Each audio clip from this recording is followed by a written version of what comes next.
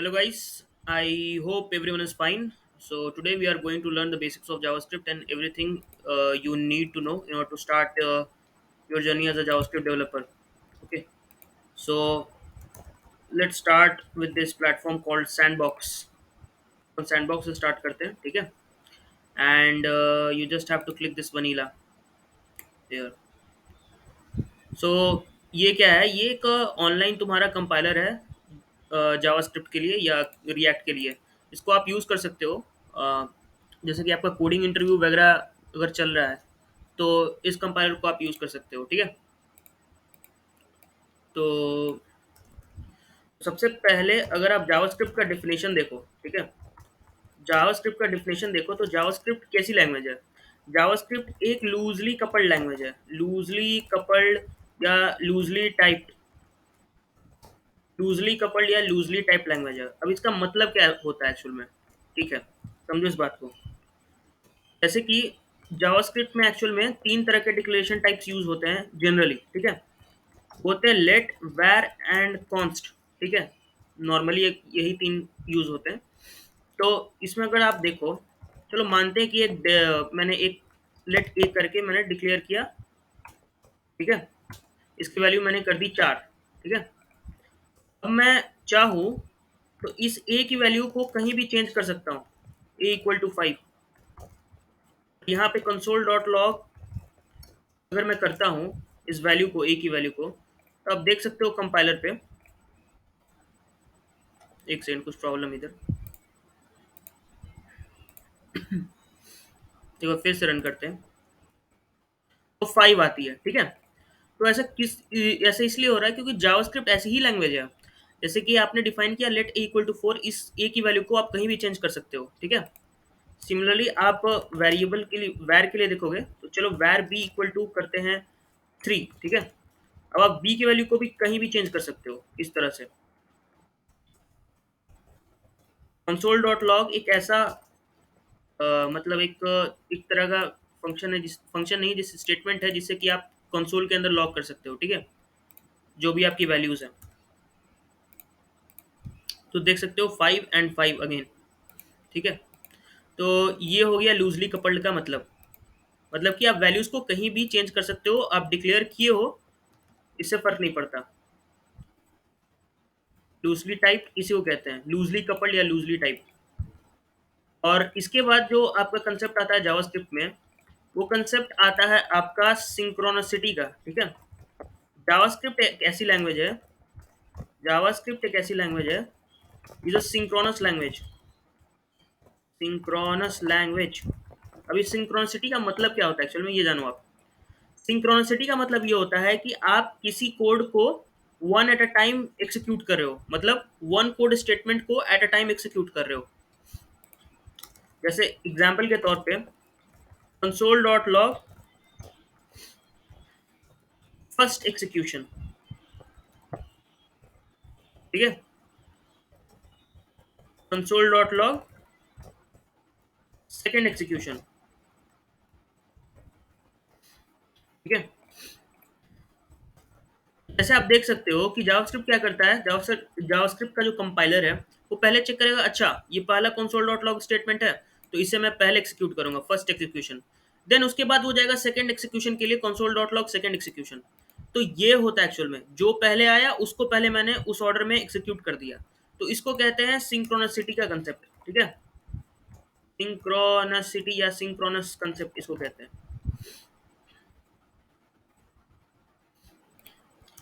अब इसी के साथ एक और कंसेप्ट आता है जिसको कहते हैं एसिंक्रोनस सिंक्रोनस। अब इसका कंसेप्ट क्या होता है मैं बताता हूँ आपको, ठीक है। इसको जरा कमेंट आउट कर देते हैं। मान लो जैसे मेरे पास यहाँ कुछ स्टेटमेंट्स हैं, कंसोल डॉट लॉग मैंने किया यहाँ पे फर्स्ट एक्सिक्यूशन, या फिर मैं ये मान सकता हूँ दिस इज एग्जीक्यूटेड फर्स्ट, ठीक है।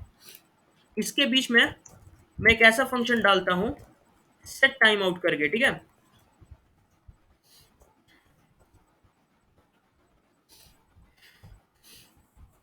जो कि एक्सिक्यूट होगा 3000 मिली सेकेंड्स में। अब ये सेट टाइम आउट फंक्शन क्या है?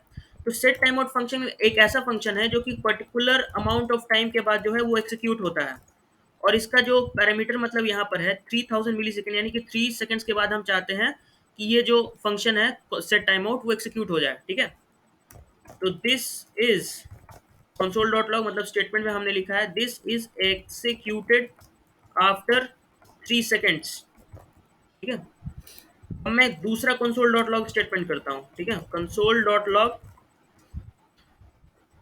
This is executed second. अब तो क्या होता है, एसिंक्रोनस कंसेप्ट क्या होता है, देखो this is executed after 3 seconds. पहले एक बार इसको सेव किया जाए। This is executed first, this is executed second, and this is executed after 3 seconds. तो एसिंक्रोनस कंसेप्ट क्या कहता है कि ये जो फंक्शन जो आप देख रहे हो सेट टाइम आउट, एक्चुअल में एसिंक्रोनस है बाय नेचर। एसिंक्रोनस मतलब क्या कि ये बहुत ज़्यादा टाइम लेता है एक्सिक्यूट होने में। इसलिए जावास्क्रिप्ट कंपाइलर क्या करता है कि पहले यहाँ पे इस वाले स्टेटमेंट पे जाएगा, तो देखता है अच्छा ये एक्सिक्यूट पहले हो रहा है, तो इसको मैंने एक्सिक्यूट मतलब इसको पहले एक्सिक्यूट करते हैं, तो फर्स्ट ये एक्सिक्यूट होता है। फिर जावास्क्रिप्ट कंपाइलर जाता है सेकंड लाइन पे, ठीक है। सेकंड लाइन पे देखता है कि अरे ये जो फंक्शन है बहुत ज़्यादा टाइम टेकिंग है, ठीक है। तो इसको क्या करता हूँ कि इसको बाद में एक्सिक्यूट करूंगा, इस प्रोसेस बाकी बाकी के जो स्टेटमेंट्स हैं उनको ब्लॉक ना करूं मैं, इसलिए मैं आगे दूसरे स्टेटमेंट पे स्किप कर जाता हूं। इसलिए ये चीज़ जो है आप जावास्क्रिप्ट कंपाइलर जो है वो यहाँ पे सेकंड स्टेटमेंट में चली जाती है, ठीक है। तो इसको एक्सिक्यूट करती है। तो ऑर्डर क्या हो जाता है आपका, मतलब एग्जीक्यूशन का। तो पहले फर्स्ट एग्जीक्यूट करता है, फिर देखता है अच्छा ये टाइम टेकिंग फंक्शन है, ये एसिंक्रोनस फंक्शन है, मैं इसे उसको स्किप कर दूंगा और मैं डायरेक्टली एग्जीक्यूट करूंगा ये सेकंड वाले को, ठीक है। तो यही होता है, मतलब नॉन ब्लॉकिंग ऑपरेशन है ये। जावास्क्रिप्ट वेट नहीं करता किसी के लिए कंपाइलर, ये अच्छा ये तो टाइम टेकिंग हो रहा है, तो इसको नहीं, सबसे पहले मैं इसको एक्सिक्यूट करूंगा तभी आगे बढ़ूंगा, नहीं ऐसा नहीं होता, ये नॉन ब्लॉकिंग होता है। अब मान लो इसका यूज केस क्या है, जैसे कि यहाँ पे पहले मैंने एक्सिक्यूट कर दिया, जावास्क्रिप्ट कंपाइलर ने एक्सिक्यूट कर दिया ये वाला कंसोल डॉट लॉग स्टेटमेंट, ठीक है। अब उसके बाद इस वाले फंक्शन पे गया एसिंक्रोनस पे। अब मान लो सिर्फ इसी फंक्शन पे अटके रहेगा अगर जावास्क्रिप्ट का कंपाइलर, तो आगे क्या एक्सिक्यूट करेगा, आगे मान लो कि बहुत सारे तुम्हारे स्टेटमेंट्स है, कोड लाइंस है, तो इसको एक्सिक्यूट करना जरूरी है ना आगे के फंक्शंस को। तो ये चीज़ है, ये मेन कंसेप्ट है, की कंसेप्ट है यहाँ पे, ठीक है। तो जैसे आप देख सकते हो, और उसके बाद एक और होता है इसके साथ साथ सेट इंटरवल, ठीक है। Set time out and set interval, चलो इसको भी ट्राई करते हैं। ये भी एक एसिंक्रोनस फंक्शन होता है, ठीक है। कंसोल डॉट लॉग, ठीक है, this is async, this is executed after every second, मतलब हर सेकेंड के बाद जो है ये सेट इंटरवल जो है ये ऐसा एसिंक्रोनस फंक्शन होता है जो कि एग्जीक्यूट होगा हर 1 सेकेंड के बाद, ठीक है। तो अब आप बिहेवियर जब देखोगे इस चीज का कि कैसे हो रहा है, 1 सेकेंड, नीचे आओ नीचे आओ नीचे आओ नीचे आओ। ये थोड़ा सा कोड सैंड बॉक्स है ना, वो थोड़ा सा इस तरह से बिहेव करती है, तो कभी कभी ग्लिच हो जाता है। देखो आप सेव भी नहीं हो रहा है, तो इस केस में क्या करो, आप इस वेबसाइट को रिलोड कर दो। तो वेट करते हैं। तो एक्चुअल में क्या होता है कि ये सेट इंटरवल जो होता है एक ऐसा एसिंक्रोनस फंक्शन होता है जो कि हर सेकंड एग्जीक्यूट होता है, मतलब हर सेकंड ये जो है ये this is executed after every second जो है वो कॉल होता रहेगा, ठीक है। थोड़ा सा प्रॉब्लम कर रही है, अटक गया है यहाँ पे, थोड़ा सा मतलब स्टक हो गया।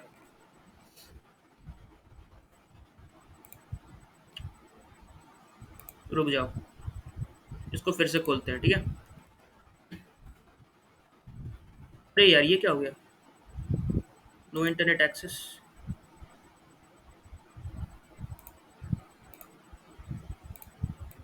अरे भाई साहब ये क्या हो गया,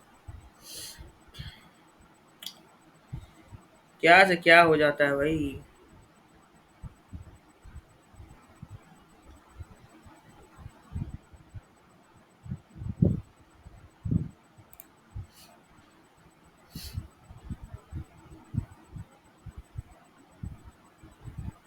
ठीक है। तो आई थिंक कनेक्टेड है सारी चीज़ें एंड ढंग से काम कर रही हैं।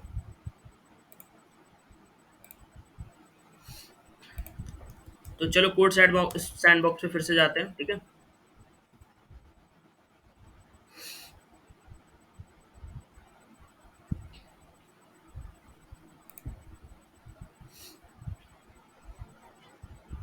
कहाँ पे थे भैया, खुल जा, इतना लेट करेगा। ठीक है। तो सेट टाइम आउट जैसे बताया था मैंने कि ये इस तरह का फंक्शन है। तो अब कंसोल पे जाते हैं, ठीक है। इसको पहले करते हैं clear and then we will save this again. देखो ये हर सेकंड जो है, ये जो है वो एक्सिक्यूट हो रहा है, this is executed after every second, मतलब हर सेकंड के बाद। लेकिन इसमें आप ये चीज़ देख रहे होगे कि इसकी जो सेट टाइम आउट की जो प्रायोरिटी है वो इस सेट इंटरवल से ज़्यादा है। जैसे आप देख सकते हो यहाँ पे कि ये सबसे पहले सेट टाइम आउट फंक्शन आती है, उसके बाद अगर मतलब थर्ड सेकंड पे सेट टाइम आउट और सेट इंटरवल दोनों को एक्सिक्यूट होना है तो सबसे पहले set time out function execute होगा, ये याद रखना, क्योंकि इसकी प्रायोरिटी जो होती है बाकी एसिंक्रोनस फंक्शन से ज़्यादा होती है, ठीक है। तो आपने ये भी सीख लिया, एसिंक्रोनस का कंसेप्ट भी आपने सीख लिया है। और इसके बाद जो है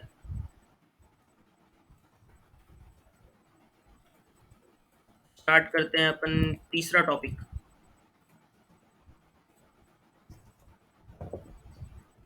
के बाद स्टार्ट करते हैं तीसरा टॉपिक जिसको कहते हैं हम H O Fs, higher order functions. One of the most important functions होते हैं जावास्क्रिप्ट में, जो कि यूज़ होते हैं बहुत जगह पे, ठीक है। ये इसका ध्यान मत दो, ये काफ़ी थोड़ा ग्लिचेस होते हैं इस पे, ठीक है। तो सबसे पहला फंक्शन जो होता है वो हमारे पास आता है मैप फंक्शन, ठीक है। मान लेते हैं एक एरे है, ठीक है। उस एरे के अंदर हमने बहुत सारे एलिमेंट्स डाल दिए, बहुत सारे नहीं, 4 एलिमेंट्स सिर्फ डाले, ठीक है। अब मेरे को एक एरे क्रिएट करना है, मतलब मैप क्रिएट करना है इस एरे के लिए, ठीक है, इस एरे वन के लिए। तो मैं क्या करता हूँ, array two equal to array one dot map. Map के अंदर दो वैल्यूज होती है, ठीक है, value comma index. Callback function के साथ इसको कॉल करोगे, ठीक है। मेरे को क्या चाहिए, मेरे को चाहिए वो सारी वैल्यूज का एरे जिसमें बूलियन वैल्यूज हो, ठीक है, जिसमें वैल्यू जो है तुम्हारी वो वन से ज़्यादा बड़ी हो, ठीक है। तो value is greater than, return value is greater than one, ठीक है। कंसोल डॉट लॉग करते हैं दोनों एरेज को, देखते हैं क्या अंतर है दोनों में, ठीक है। Console dot log array to.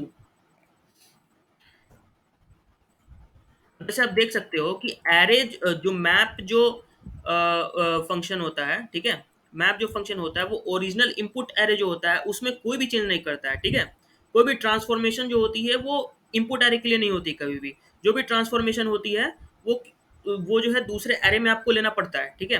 तो जैसे आप देख सकते हो यहाँ पे 1 2 1 3 4 ये जो console dot log array one किए हैं, तो फर्स्ट एरे आया है यहाँ पे इनपुट एरे, ठीक है, उसमें कोई भी चेंज नहीं हुए। अब दूसरा जो एरे है उसमें फॉल्सी और ट्रूथी वैल्यूज आई है, ठीक है।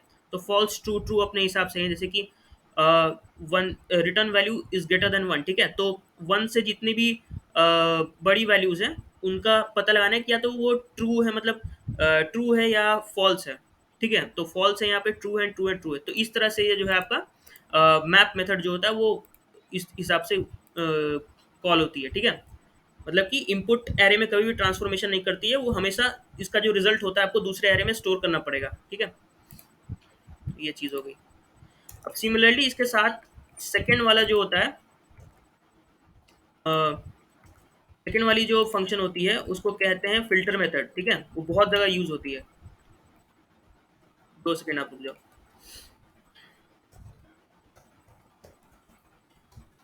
फिल्टर मेथड, अब इस फिल्टर मेथड का क्या यूज है मैं बताता हूँ। तो मान के चलते हैं कॉन्स्ट पीपल, ठीक है। मैंने पीपल नाम से एक एरे बनाया, ठीक है। इस एरे के अंदर हमने 2 4 चीज़ें ले ली हमने, ठीक है, मतलब 2 4 डेटा ले लिया। जैसे मैंने लिया नेम, तो नेम आ गया शांतनु सहाय, ये मैंने ऑब्जेक्ट के फॉर्म में लिया है, ठीक है। एज हो गया आपका 22, ठीक है। और मैंने ये ले लिया अपना, मान लो प्रोफेशन ले लेता हूँ, प्रोफेशन ले लेता हूँ, ठीक है। तो प्रोफेशन हो गया आपका सॉफ्टवेयर डेवलपर, मान के चलो, ठीक है। अब मेरे को फ़िल्टर करना है, ठीक है। तो फ़िल्टर करने के लिए सिर्फ एक डेटा काफ़ी नहीं होगा, चलो दूसरा भी ले लेते हैं। दूसरा ले लेते हैं नेम, एक्स वाई जेड लेते हैं, ठीक है। X Y Z comma age ले लेते हैं इसकी 22, मान के चलो 22 ले लेते हैं, 21, चलो हटाओ यार। प्रोफेशन, प्रोफेशन ले लेते हैं S D E software developer या जो भी है। हमारे पास एक कॉन्स्ट पीपल नाम से मैंने बना लिया है, जिसके अंदर मैंने ऑब्जेक्ट के फॉर्म में डेटा को डाला है, ठीक है। अब मैं क्या करूंगा, इसको मैं स्टोर करूंगा फिल्टर वाले मेथड से, मतलब दूसरे में, ठीक है। Const young people equal to people dot filter, filter method मैंने अप्लाई किया, वैल्यू कॉमा इंडेक्स डाला, जो कि हम मैप मेथड में भी डालते हैं, जो हम इसमें भी डालेंगे, ठीक है। फिलहाल के लिए हमें इंडेक्स की ज़रूरत नहीं है, ठीक है।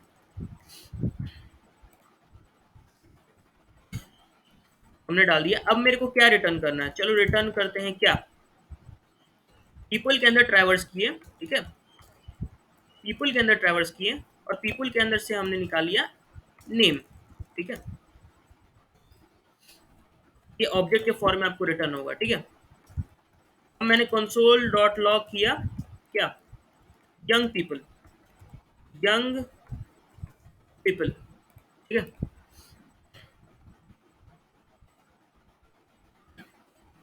कंट्रोल प्लस एस सेव करते इसे, एक सेकेंड।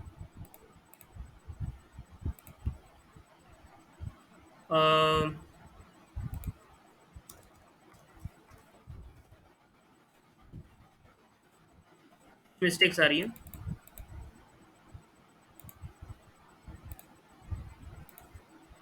कंट्रोल प्लस एस मैंने सेव किया, कॉन्स्ट पीपल मैंने लिया, नेम शांतनु सहाय, एज प्रोफेशन लिया मैंने, नेम लिया, एज लिया, प्रोफेशन लिया, ओके।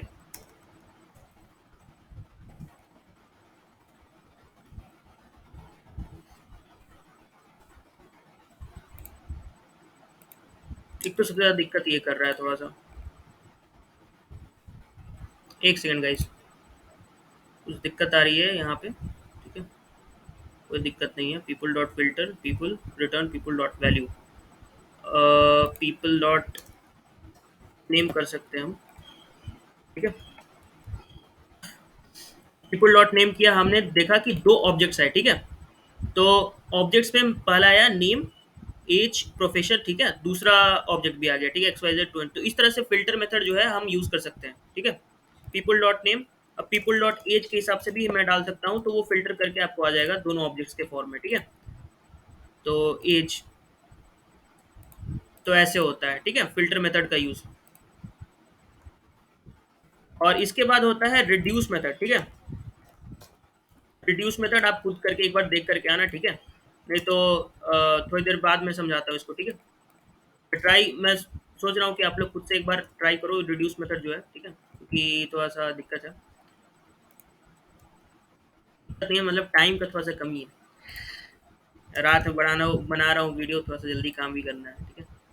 और इसके बाद जो कॉन्सेप्ट है आपके, कॉन्सेप्ट आपके हो गए हैं, एच ओ एफ्स मैंने कंप्लीट कर दिए हैं। अब इसके बाद एक कंसेप्ट आता है जिसको बोलते हैं कॉल बैक हेल्प, ठीक, ठीक है। कॉल बैक हेल्प या फिर, और पिरामिड ऑफ डूम भी इसको कहते हैं, पिरामिड ऑफ डूम। एक्चुअल में क्या होता है, ठीक है, ये जानना आपको बहुत ज़रूरी है, क्योंकि इसके बिना आप आगे मतलब जो सबसे मोस्ट इंपॉर्टेंट टॉपिक्स है प्रोमिसेस और एसिंग कवेट, उसका यूज़ नहीं कर सकते आप, ठीक है। आपको इसको जानना ही पड़ेगा।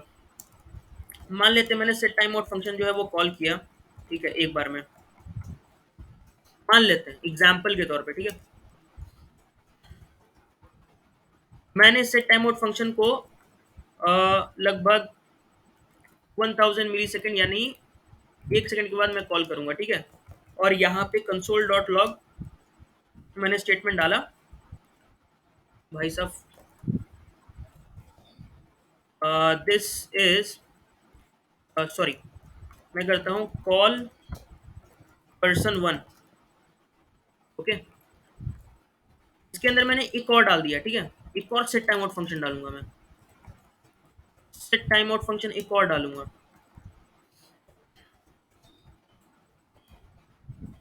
कंसोल डॉट लॉग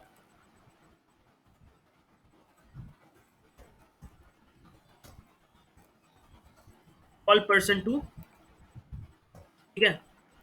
अब इसमें मैं डालूंगा मान लो 2000 मिली सेकेंड्स, एंड देन इसके अंदर एक और डालता हूँ, सेट टाइम आउट फंक्शन, ठीक है, सेट टाइम आउट फंक्शन मैंने फिर से डाल दिया। तो भाई साहब, console dot log call person three. अब मान लो ये नेस्टिंग जो आप देख रहे हो फंक्शंस की, ठीक है, तो कंट्रोल प्लस एस अगर करूं, आप देख सकते हो कि call person two, call person one, इस तरह से आप एग्जीक्यूट हो रहा है जितने भी फंक्शन है। तो आप ये पिरामिड टाइप ऑफ, मान लो कि इसमें पिरामिड टाइप ऑफ स्ट्रक्चर आप देख रहे हो, जैसे देख रहे हो सेट टाइम आउट, बस एस पे फोकस करो, एस, सेट टाइम आउट का एस यहाँ पे, फिर यहाँ पे सेट टाइम आउट का एस, मतलब एक पिरामिड टाइप का स्ट्रक्चर बनते जा रहा है। अब इस कॉल बैक हेल्प क्यों कहते हैं, क्योंकि आप एक फंक्शन के अंदर दूसरे फंक्शन को, फिर उसके अंदर तीसरे फंक्शन को नेस्टेडली कॉल कर, मतलब बाई नेस्ट कॉल करते जा रहे हो, ठीक है। तो इसमें क्या हो रहा है ना कि बहुत ज़्यादा कन्फ्यूजन हो जाएगी किसी भी डेवलपर को। हालांकि ये छोटा लाइन ऑफ कोड है, मान लो एक बड़ा कोड बेस है, उसके अंदर आपको ये सारी चीज़ें देखनी पड़ जाएंगी। मान लो इसके अंदर कुछ ऐसे मिस्टेक कर दिया, मैंने एग्जाम्पल के तौर पर बता रहा हूँ, एल का एल मैंने ये कर दिया कंसोल डॉट लॉग, तो टाइप एरर आ गया। तो ये छोटी मोटी एरर्स जो है इस तरह के फंक्शंस में, मतलब गेस करना या देखना कितनी मुश्किल, कितनी ज़्यादा मुश्किल होगी इस चीज़, इसको देखने में, अब सोच लो, ठीक है। तो इसीलिए इसको कहते हैं कॉल बैक हेल्प। अब इससे बचने के हमारे पास दो तरीके हैं, ठीक है। तो फर्स्ट आपका तरीका है, उसको कहते हैं प्रोमिसेस, ठीक है, प्रोमिसेस। एंड सेकंड तरीका है आपका एसिंक अवेट का। दोनों चीज समझेंगे अभी कोई डिटेल में। वेट, पॉज करता हूँ थोड़ी देर के लिए। हाँ, तो ब्रेक के बाद थोड़ा सा वापस आ चुके हैं, ठीक है। तो इससे पहले ये देख लो एक बार, पहले इसको बैन करते हैं यार, क्लियर करते कंसोल को, यार हटता ही नहीं है यार, कमेंट करने के बावजूद भी ना सेव होता है। तो मैंने कहा था कि आपको एक रिड्यूस मेथड के बारे में बताया जाएगा, ठीक है। रिड्यूस मेथड, हालांकि मैं ज़्यादा इसको यूज़ नहीं करता हूँ कभी अपने प्रोजेक्ट मेकिंग में, लेकिन आप देख सकते हो जैसे कि कौन से नंबर्स मैंने लिया है, ठीक है। तो यहाँ पे मैंने यहाँ फंक्शन एक बनाया है सम अंडरस्कोर रिड्यूसर करके, उसमें एक दो वैल्यूज़ ली हैं, एक्यूमुलेटर एंड करंट वैल्यू। तो ये क्या होता है कि रिटर्न करता है एक्यूमुलेटर, जो आपका एक्यूमुलेटर मतलब आई की वैल्यू जो है और करंट वैल्यू दोनों को ऐड करके आप इस रिड्यूस फंक्शन को कॉल कर सकते हो। मतलब रिड्यूसर एक्चुअल में करता क्या है कि ये जो इतनी सारी वैल्यूज देख रहे हो 1 2 3 4 5 एंड 6, इसको रिड्यूस करके आप एक वैल्यू में ला सकते हो, ठीक है। बस यही होता है रिड्यूसर का काम। तो जैसे सम, इसकी जो वैल्यू है नंबर्स डॉट रिड्यूस हमने कॉल कर दिया था, ठीक है। तो सम रिड्यूसर ये जो फंक्शन है यहाँ पे मैंने इसको एज डाला है एज आर्गुमेंट, एंड देन उसके बाद मैंने रिड्यूस फंक्शन को मैंने कॉल कर दिया, और उसका जो वैल्यू है उसको मैंने सम वेरिएबल मतलब सम के अंदर मैंने स्टोर कर लिया, और उसके बाद जो है कंसोल डॉट लॉग सम से मैंने उसकी वैल्यूज निकाल लिया। तो इन सब को अब जब आप एक्यूमुलेट करोगे, मतलब कि आप प्लस करोगे, तो उसकी वैल्यू जो है 21 आएगी, ठीक है। तो बस यही है आपका रिड्यूस फंक्शन का। अब जैसे कि मैंने बताया था कि प्रोमिसेस होते हैं और एसिंग कमिट होते हैं कॉल बैक हेल से बचने का, ठीक है। कॉल बैक हेल क्या मतलब, नेस्टिंग, एक फंक्शन के अंदर दूसरा कॉल बैक फंक्शन, उसके अंदर तीसरा कॉल बैक फंक्शन, उसके अंदर चौथा कॉल बैक फंक्शन, इस तरह से एक पिरामिड टाइप का स्ट्रक्चर बन जाता है, जिसको जब आप देखोगे तो किसी भी डेवलपर के लिए जो एरर्स होती हैं लार्ज कोड बेसिस में, उसको आइडेंटिफाई करना बहुत ज़्यादा मुश्किल हो जाएगा। तो इसीलिए बस हम जो है इससे बचने के लिए प्रोमिसेस का एक्चुअल में यूज़ करते हैं, ठीक है। अब आ जाते हैं प्रोमिसेस में। तो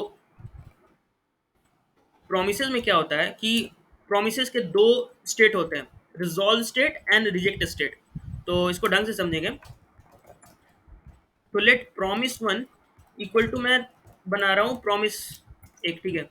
तो इसके अंदर मैं दो स्टेट्स डालूंगा, एक रिजॉल्व स्टेट, एक रिजेक्ट स्टेट।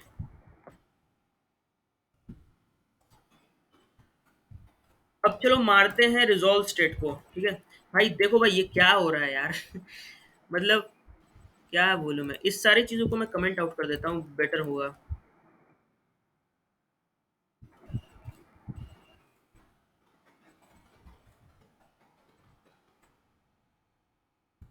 हालत खराब कर दी भाई उसने तो।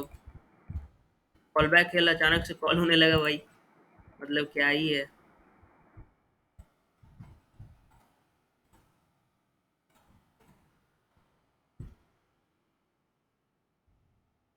तो इन सारी चीज़ों को मैंने कमेंट आउट कर दिया। प्रोमिस के बारे में बताया था कि रिजॉल्व स्टेट होता है और एक रिजेक्ट स्टेट होता है प्रोमिस के अंदर। तो ये रिजॉल्व और रिजेक्ट, पहले प्रोमिस होता क्या है? प्रॉमिस होता है नॉर्मल, जैसे डिफिनेशन आप बोलते हो, जैसे कि आपने अपने दोस्त को वादा किया कि मैं जो है कल आपको पैसे दे दूंगा, ठीक है।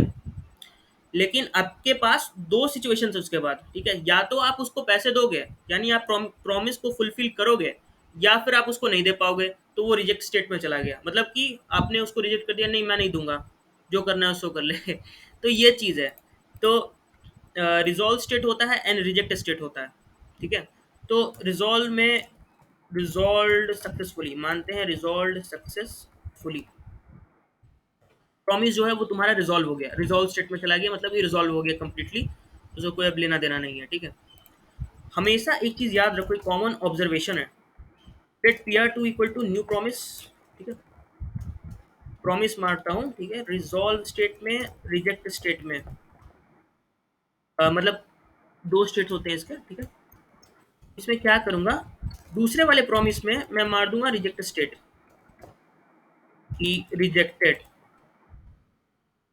हमेशा याद रखना, जब आप प्रोमिस को जब आप डिफाइन कर रहे हो, तो प्रॉमिस का जो डिफॉल्ट स्टेट होता है, डिफॉल्ट, वो होता है आपका पेंडिंग स्टेट, मतलब ये पेंडिंग स्टेट में रहता है। जैसे कि आपको कंसोल डॉट लॉग करके अगर मैं दिखाऊं, कंसोल डॉट लॉग और प्रॉमिस वन करूं, देखो ये आप देख सकते हो, promise one pending, pending state में, मतलब इसका कुछ हुआ, अभी तक कुछ हुआ नहीं है इसके साथ, ठीक है। मतलब नॉर्मल डिफॉल्ट स्टेट में उसका पेंडिंग स्टेट है। सिमिलरली आप पी आर टू भी करो तो वही चीज़ आती है, आपका पेंडिंग स्टेट में, दोनों प्रोमिस जो है पेंडिंग स्टेट में होता है। एक कंसेप्ट होता है इसके बाद, इसको रिजॉल्व या रिजेक्ट स्टेट में सक्सेसफुली दिखाने का, जिसको कहते हैं प्रॉमिस चेनिंग, ठीक है। तो प्रॉमिस चेनिंग में एक्चुअल में क्या होता है कि P R one dot then, अगर ये प्रॉमिस हो रहा है, तो इन दैट केस मैं देन की चेनिंग लगाऊंगा उसके अंदर, एंड देन मैं कंसोल डॉट लॉग करूंगा मैसेज, जो भी मैसेज आएगा मैं उस मैसेज को डाल दूंगा। तो देखो क्या हो रहा है, resolve successfully, P R one dot then message, यहाँ से आया, मैसेज रिसीव किया, कंसोल डॉट लॉग, मैसेज में आया रिजॉल्व सक्सेसफुली, हमारा जो प्रॉमिस है वो रिजॉल्व हो गया है। अगर उस प्रॉमिस में एरर की स्टेट आती है, यानी कि रिजेक्ट स्टेट है, तो मैं कैच ब्लॉक लगाऊंगा, ठीक है। उसमें कैच ब्लॉक लगाऊंगा, उस कैच ब्लॉक के अंदर भी एक मैं एरर नाम से ये डाल दूंगा, जो भी आपको रिसीव हुआ है उस एरर को मैं डायरेक्टली यहाँ पर एरर में डाल दूंगा। जैसा कि आप देख सकते हो, कोई भी किसी भी तरह का भी एरर नहीं हुआ है, क्यों? क्योंकि ये रिजॉल्व स्टेट में है, सिंपल सी बात है। तीसरा जो हमारा ब्लॉक होता है वो होता है फाइनली ब्लॉक। तो ये फाइनली ब्लॉक क्या करता है, तो फाइनली ब्लॉक क्या करता है, तो भैया कुछ भी कर ले, मैं तो एग्जीक्यूट होके रहूंगा, ठीक है। I will execute at any how,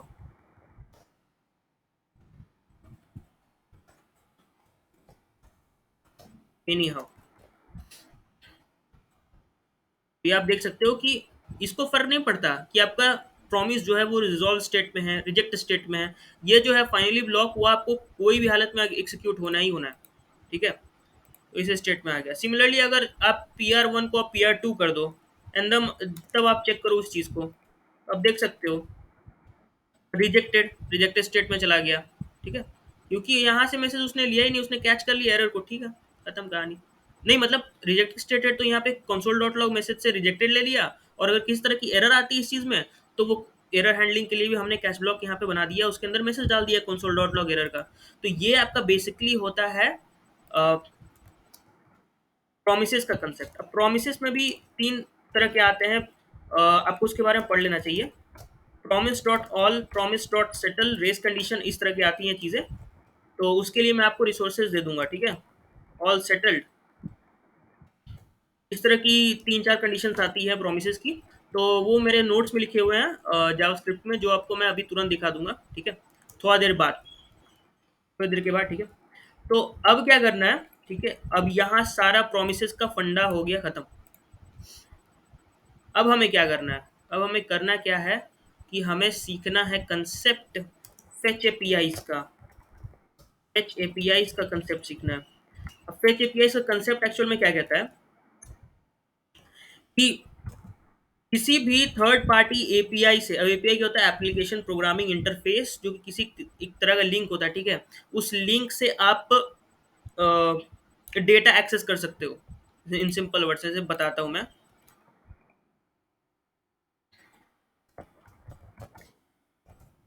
dummy API में सर्च मारता हूँ कि मेरे को एक सैम्पल एपीआई चाहिए जिससे कि मेरे को डेटा चाहिए। उस डेटा को मेरे को अपना जो यूजर इंटरफेस है उसमें मेरे को प्रेजेंट करना है या कंसोल लॉग करना है। तो मैं क्या करूँगा, अच्छा यहाँ पे टोटल कोड ही दे दिया है, ठीक है, कॉपी ही कर लेते हैं यार, हमारा ही काम आसान होगा। तो जैसे कि आप देख सकते हो कि फेच जो है, वो फेच क्या कर रहा है कि इस वेबसाइट से जो है, इस एपीआई से जो है, वो डेटा हमारा फेच कर रहा है। और यहाँ पे डॉट देन, जैसे कि हम मैंने बताया था, प्रोमिसेस का कंसेप्ट यहाँ पे यूज हो रहा है। तो रिस्पॉन्स में जो भी है, वो रिस्पॉन्स को वो जेसन फॉर्मेट में ले रहा है। अब ये जेसन फॉर्मेट क्या है, जावास्क्रिप्ट ऑब्जेक्ट नोटेशन, मतलब कि वो जावा ऑब्जेक्ट के फॉर्म में डेटा को उस वेबसाइट से खींच रहा है, ठीक है, ले रहा है, ठीक है। एंड देन उसके बाद इस जेसन फॉर्मेट को कंसोल डॉट लॉग जेसन, मतलब कि उस जेसन को लॉग कर रहा है। तो कहाँ लॉग करना है, कंसोल, कंसोल के अंदर लॉग कर रहा है, यहाँ पे जैसे कि आप देख सकते हो ऑब्जेक्ट नोटेशन में। उस ऑब्जेक्ट नोटेशन में जितनी भी डिटेल्स है ना प्रोडक्ट्स की, जैसे कि क्या है, dummy Jason dot com slash product slash one, first product का जितना भी डिटेल्स है उसको ऑब्जेक्ट नोटेशन के फॉर्म में आपको कंप्लीट दिखा दिया गया है, जैसे ID, title, description, price, discount, percentage, ये सारी चीजें, ठीक है। तो ये है फेच एपीआई का कंसेप्ट। तो आप समझ गए कि किसी वेबसाइट से या किसी एपीआई से अगर आपको डेटा लेना होगा तो आप फेच का यूज़ कर सकते हो। रिएक्ट में ये चीज़ जो है वो एक्सियोस पैकेज से भी की जा सकती है। तो आपको फेच एपीआई का कंसेप्ट भी क्लियर हो गया, प्रोमिसेस का भी कंसेप्ट क्लियर हो गया। और प्रोमिसेस के साथ जो है आजकल नया तरीका आया है, उसको कहते हैं एसिंक अवेट। आजकल नहीं, मतलब काफ़ी पुराना है। तो कमेंट आउट कर देते हैं।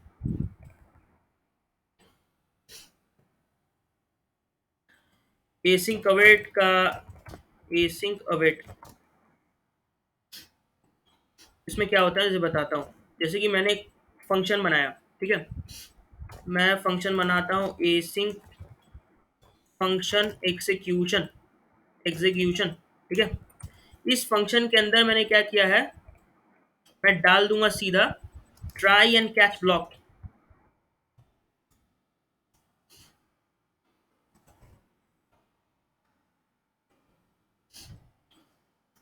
तो सब कैसे काम करता है। अब सेम चीज मैं यहाँ पे भी करूंगा। ये एसिंग क्या करता है ना, ये एसिंग को तुम्हारा वेट करता है कि, मतलब इस फंक्शन को फोर्स करता है कि आप जो है इसमें से प्रोमिसेस रिटर्न करो, ठीक है। और एसिंग के साथ जब भी होता है वो मेरे को अवेट यूज करना पड़ेगा। तो मैंने मान के चलो रिस्पॉन्स लेता हूँ मैं किसी डमी वेबसाइट से, इसी वेबसाइट से मैं रिस्पॉन्स लेता हूँ, ठीक है। तो मैं इसके साथ अवेट का यूज करूंगा और फिर फेच करूंगा, ठीक है, उस सारे रिजल्ट को। तो चलो मैं इसको ले लेता हूँ साफ ही,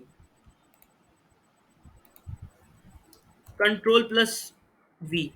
तो यहाँ पे जैसे हमने लगा लिया const response equal to await fetch, मतलब ये जो है एसिंक लगाना पड़ता है ताकि हमें प्रॉमिस रिटर्न हो, और ये प्रॉमिस के फुलफिल होने का वेट करता है, इसलिए हम अवेट यूज करते हैं,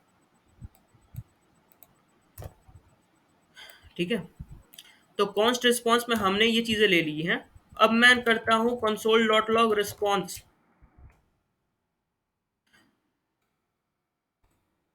और कैच एरर में मैं कर दूंगा अगर किसी तरह का एरर आता है, अगर किसी तरह का एरर आता है तो भैया मुझे एरर दिखा दो, ठीक है। लेट्स सेव दिस, और मैं इस फंक्शन को करूंगा कॉल। तो जैसा देख सकते हो कि रिस्पॉन्स में आपको आ चुका है सारी चीजें,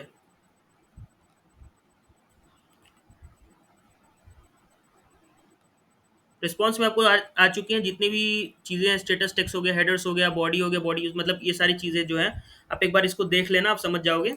तो रिस्पॉन्स में जितना भी डेटा है उस प्रोडक्ट का, उससे आ चुका है, ठीक है? ये भी एक प्रोमिसेस का ही अलग दूसरा फॉर्म होता है, एग्ज़ीक्यूट करने का सारी चीज़ों को, ठीक है?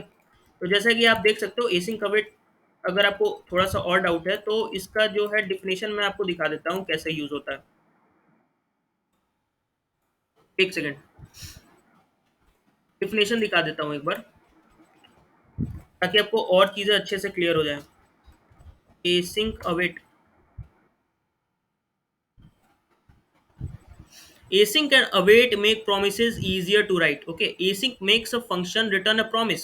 मतलब क्या करता है, async जो है वो प्रॉमिस, एक फंक्शन को रिटर्न, मतलब कि makes a function return a promise, promise उससे रिटर्न होता है। और अवेट क्या होता है कि makes a function wait for a promise, मतलब प्रॉमिस जब तक वो फुलफिल नहीं हुआ या उससे कुछ स्टेट, मतलब कुछ चीज़ नहीं आई वापस रिस्पॉन्स में, तब तक वो वेट करेगा। अवेट, इसलिए अवेट को यूज़ करते हैं, ठीक है?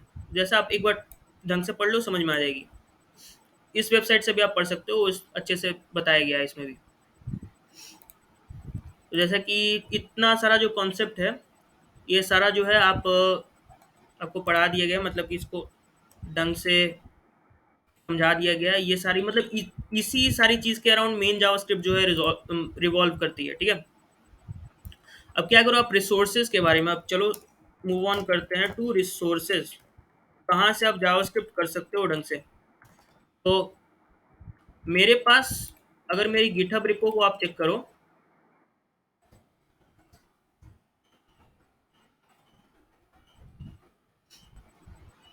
मेरे गिटहब रिपो पे जावास्क्रिप्ट इंटरव्यू करके एक रिपॉजिटरी पड़ी हुई है, ठीक है? इस रिपॉजिटरी में ए टू जेड एरे से लेकर के एसिंक कवेट्स जितनी भी चीज़ें हैं, मैंने खुद अच्छे से एक सेपरेट नोट्स बना करके रखी हुई है। किसी भी चीज़ को देखो तो आप इसमें एरे के जितने भी कंसेप्ट है, जितने भी मेथड्स हैं, सारी चीज़ का एक अच्छे से बना करके स्ट्रक्चर्ड वे में रखा हुआ है विथ कोड एक्सप्लेनेशन। तो आप इसको यूज़ कर सकते हो अपने इंटरव्यू प्रिपरेशन के लिए। तो ये चीज़ हो गया, सारी चीज़ें हैं, लिटरली सारी चीज़ें हैं, मैप्स है, डिबग, डिबाउंस हो गया, डॉम मैनिपुलेशन हो गया, जितनी भी चीज़ें यहाँ पे मैंने इसके नोट्स बना करके रखे हुए हैं। अब पूरा जावास्क्रिप्ट तो समझाना बहुत मुश्किल है, लेकिन मेन कंसेप्ट जो मैंने सीखे हैं अपने प्रोग्रामिंग जर्नी में, तो वो सारी चीज़ें मैंने बता दी हूँ। तो चलो अब चलते हैं, रिसोर्सेज हो गया, एंड अब इसके बाद क्या बचे? अप्रोच, अप्रोच बचा। अप्रोच मतलब कैसा कि आप जैसे प्रोग्रामिंग करते हो जावास्क्रिप्ट में, तो मैक्सिमम लोगों का क्या होता है कि किसी एक वीडियो को उठाए, जैसा भी इंस्ट्रक्टर कह रहा है उसको लाइन बाय लाइन आपने कोड किया, लाइन बाय लाइन, मतलब एक सेकेंड भी आपने अपने ब्रेन को थोड़ा सा मतलब सोचने के लिए आपने वो नहीं किया कि आप थोड़ा सा एनालाइज करें चीज़ों को, थोड़ा सा समझे और फिर उसके बाद एक्सिक्यूट करें, ऐसा नहीं करते आप लोग। तो यही चीज़ आपका सबसे बड़ा फॉल बैक है, मतलब इससे आपको बचना है, ठीक है? आपको करना क्या है कि जैसे एक सेक्शन है, ठीक है? एक सेक्शन को कंप्लीट होने का इंतज़ार करो कि एक एक सेक्शन जो है डेवलपमेंट में थोड़ा-सा कंप्लीट हो जाए, इंस्ट्रक्टर ने कंप्लीट कर लिया। जैसे कि यूज़ इफेक्ट एक टॉपिक है, तो उसने यूज़ इफेक्ट अच्छे से समझा है ट्यूटोरियल में, ठीक है? तो उसको अच्छे से समझो, एनालाइज़ करो एंड देन उसके बाद खुद से कोड करने की कोशिश करो। तब वो चीज़ आपके दिमाग में वो छप जाएगी, वो चीज़ दिमाग में आपके अंदर रहेगी कि अच्छा इसको किस तरह से एक्जीक्यूट करना है, मेरे को पता है। तो अप्रोच को मैंने भी बता दिया, रिसोर्सेज भी मैंने दे दिया। और रिसोर्सेज के लिए आप फ्री कोड कैम्प जैसे चैनल होते हैं यूट्यूब पे, उससे सीख सकते हो। और इंटरव्यू प्रिपरेशन के लिए रोड साइड कोडर है, वो भी बहुत अच्छा चैनल है, वहाँ से मैंने सीखा है। अब इसके बाद जो है जैसा बोला था मैंने, sample mini project, sample mini project के लिए मैं बताता हूँ क्या। यहाँ पे वी एस कोड है, वी एस कोड के अंदर मैंने खोला हुआ था, 1 मिनट, मैं खोल करके अभी जस्ट आपको दिखाता हूँ, थोड़ा सा पॉज कर रहा हूँ वीडियो को। हाँ, तो हमने अपना जो प्रोजेक्ट है उसको ओपन कर लिया है, ठीक है? तो प्रोजेक्ट एक कैसा है कि एक रैंडम क्यूट्स जनरेटर है, रैंडम जोक जनरेटर है, इस तरह का छोटा सा, ठीक है? तो ये प्रोजेक्ट को मैं अच्छे से समझा देता हूँ कि किस तरह से ये काम करती है, ठीक है? तो इसके साथ मैंने यहाँ पे रिसोर्सेज भी मैं शेयर कर दूंगा उस चीज़ की कि आप किस तरह से जावास्क्रिप्ट को अपने अच्छे से सुधार सकते हो।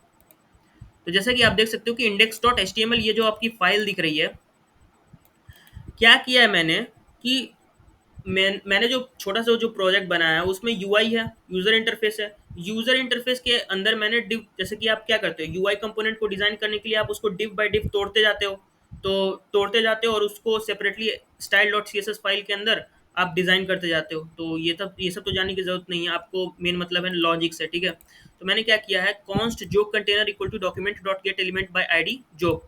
तो मैंने इस यहाँ पे जैसे इंडेक्स डॉट एच में आप देखो, तो मैंने एक पैराग्राफ डिफाइन किया है यहाँ पे जोक, और वहाँ पे मैंने उस पे एक आईडी दे दी है, ठीक है। तो एक्चुअल में क्या होता है कि जैसे आप किसी को कॉल करते हो, ठीक है, कॉल करते हो तो किसी के नाम से ही कॉल करते होगे, इसलिए मैंने सिंपल सी आईडी मैंने इसको दे दी रिकॉग्निशन के लिए कि हाँ, मैं इसको किसी भी मैंने, या तो मैं style dot C S S से सी एस एस में इसको इसकी आईडी से कॉल कर सकता हूँ, या फिर मैं जावास्क्रिप्ट फाइल में इसको इसकी आईडी से कॉल कर सकता हूँ, ठीक है। और इसी के अंदर इस पैराग्राफ के अंदर जो है हमको चेंजेस दिखाने हैं, तो वो कैसे होगा, स्क्रिप्ट में H T M L file के अंदर ये जो script S R C equal to script dot J S है, मतलब कि अपना जावास्क्रिप्ट फाइल जो है वो यहाँ पर अटैच करते हैं, वो इस ऐसे अटैच करते हैं, ठीक है। देख लो आप इस लाइन को देख लो ढंग से। तो स्क्रिप्ट डॉट जेएस के अंदर मैंने क्या किया है, जो कंटेनर करके एक मैंने एक कॉन्स्ट डिक्लेरेशन से मैंने एक्सेस किया है उस चीज़ को, document dot get element by ID. मतलब डॉक्यूमेंट क्या होता है एक्चुअल में, डॉक्यूमेंट आपका वेब पेज होता है, ठीक है। एचटीएमएल वेब पेज जो होता है, मतलब इसको यूज़ करके, डॉक्यूमेंट को यूज़ करके आप किसी भी एलिमेंट को आप एक्सेस कर सकते हो अपने वेब पेज पे, वेब वेब पेज के किसी भी एलिमेंट को आप एक्सेस कर सकते हो, ठीक है। तो मैंने क्या किया, document dot get element by ID, मतलब कि आईडी से मेरे को उस चीज़ को फेच करना है, मतलब कि उस आईडी से मैंने वो चीज़ लूँगा, ठीक है। तो document dot get element by ID joke, तो मैंने जोक नाम का यहाँ पे एक पैराग्राफ आईडी करके दे दिया है, ठीक है। और इसी के अंदर मेरे को चेंजेस लाने हैं। फिर मैंने एक बटन यहाँ पे बनाया है, एक बटन उसमें भी आईडी दे दी है गेट रैंडम जोक, जैसा कि आप यूआई में मेरे देख सकते हो, ठीक है। तो मैंने क्या किया है, मैंने एक यहाँ पे कॉन्स्ट यूआरएल करके एक एपीआई मैंने लिया है, ठीक है, जोक की एपीआई मैंने ली है। और फिर मैंने एक यहाँ पे कॉल बैक फंक्शन बनाया है गेट जोक करके। और अरे भाई साहब ये क्या हो गया,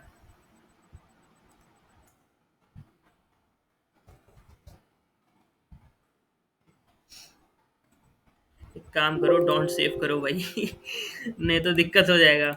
तो जैसे आप देख सकते हो यहाँ पे मैंने कॉल बैक फंक्शन मतलब एक फंक्शन लिया है गेट जोक करके, उसके अंदर मैंने जैसे प्रोमिसेस के बताया था कि फेच यूआरएल मतलब कि उस यूआरएल से मैंने डेटा फेच किया है, एंड देन उसके बाद मैंने प्रॉमिस चेनिंग लगा दी है डॉट देन करके, फिर उस डेटा को मैंने जेसन फॉर्मेट में एक्सेस किया है, फिर मैंने देन कर दिया, देन का चेनिंग कर दिया है मैंने उस आई, मतलब जो भी वहाँ से डेटा जो रिटर्न हुआ है उसको मैं क्या करूँगा कि जो कंटेनर के अंदर का अंदर का जो टेक्स्ट कंटेंट है उसको मैं उसके अंदर मैं ये जो डेटा है उसको मैं डाल दूंगा, ठीक है। सेम चीज़ है, जो कंटेनर डॉट टेक्स्ट कंटेंट और टेम्पलेट स्ट्रिंग्स के अंदर आइटम डॉट जो कर दिया है। और इस फंक्शन को जो है मैंने button dot add event listener, मतलब ये ऐड इवेंट लिस्टनर क्या होता है, देखो जैसे क्या होता है कि जावास्क्रिप्ट में मतलब वेब डेवलपमेंट में क्या होता है कि जैसे कि आपने बटन को क्लिक किया तो वो एक इवेंट हुआ, ठीक है। जब उस इवेंट को तुम ट्रिगर करोगे ना तो इवेंट लिसनर्स चाहिए होते हैं उस मतलब इवेंट को मतलब कि क्या करें मॉनिटर करने के लिए कि हाँ अच्छा ये बटन क्लिक हुआ तो इससे रिलेटेड एक्शंस क्या होगा।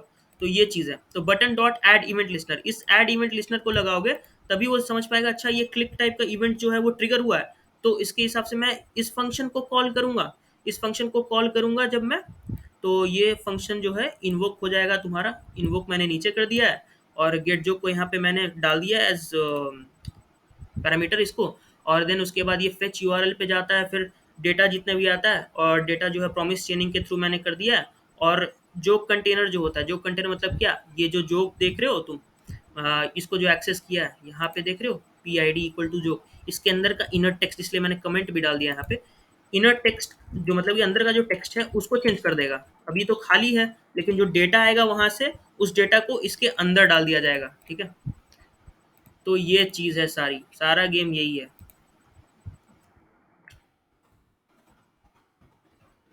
तो छोटा सा प्रोजेक्ट है वो चल गया है, ज़रा अब दिखा देता हूँ क्या होता है।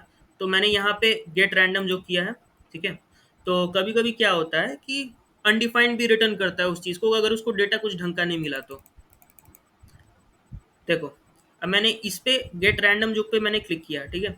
तो वो प्रॉमिस चेनिंग से जैसे मैंने बताया अभी, डेटा रिटर्न हुआ। डेटा रिटर्न होने के बाद जो है ये क्योट तुम्हारा यहाँ पे रिफ्लेक्ट हो गया, वो इनर टेक्स्ट का जैसे मैंने बताया था, पैराग्राफ के अंदर जो इनर टेक्स्ट है उसके अंदर ये डेटा को भर दिया जाएगा। पहले तो खाली रहता है, लेकिन जब डेटा आता है तो डॉट इनर टेक्स्ट करके जो है वो इस चीज़ को फिल कर देता है। तो बस यही, अभी जितना भी डिटेल में एग्जॉस्टिक समझा सकता था समझा दिया। और अगर आप चाहते हो कि थोड़ा सा और मेहनत करो और जावास्क्रिप्ट के प्रोजेक्ट बनाओ, तो यहाँ पे एक बहुत अच्छा चैनल है जहाँ से मैंने प्रैक्टिस किया था, ठीक है। वहाँ से आप जाकर के प्रैक्टिस कर सकते हो।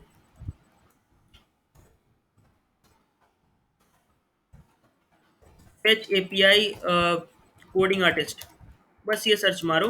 ये चैनल बहुत अच्छा है। और इस पर डॉम मैनिपुलेशन के जितने भी प्रोजेक्ट्स हैं, जावास्क्रिप्ट एपीआई प्रोजेक्ट्स हैं, उसको आप एक लाइन से बना लो टोटल। Question. जैसे देख सकते हो रैंडम जोक जनरेटर, जो कि अभी मैंने इसको कॉपी करके मैंने आपको समझाया। फिर डिक्शनरी ऐप है, फिर रैंडम क्यूज जनरेटर है, कंट्री गाइड ऐप है, पोकेमोन कार्ड जनरेटर। इसको अगर पूरा बना लोगे ना, ये 16 जो ऐप्स हैं छोटे मोटे, तो जावास्क्रिप्ट का तगड़ा आइडिया तुमको हो जाएगा। जावास्क्रिप्ट का हो जाएगा कि अच्छा इसको किस तरह से डॉम मैनिपुलेशन में किस तरह से डेटा जो है उसको प्रेजेंट करते हैं। बाकी मैप फिल्टर रिड्यूस ये सारे फंक्शंस मैंने बता दिए और रिसोर्सेज भी मैंने शेयर कर दिए। तो ठीक है भाई, इतना जो समझाना था मैं समझा दिया। 46 मिनट का एग्जॉस्टिव लेसन था। आई होप कि आपको कुछ ना कुछ सीखने को मिला होगा। अगर मिला तो लाइक कर देना। इसको यूट्यूब पे अपलोड कर दूंगा अभी जस्ट, ठीक है। Thank you.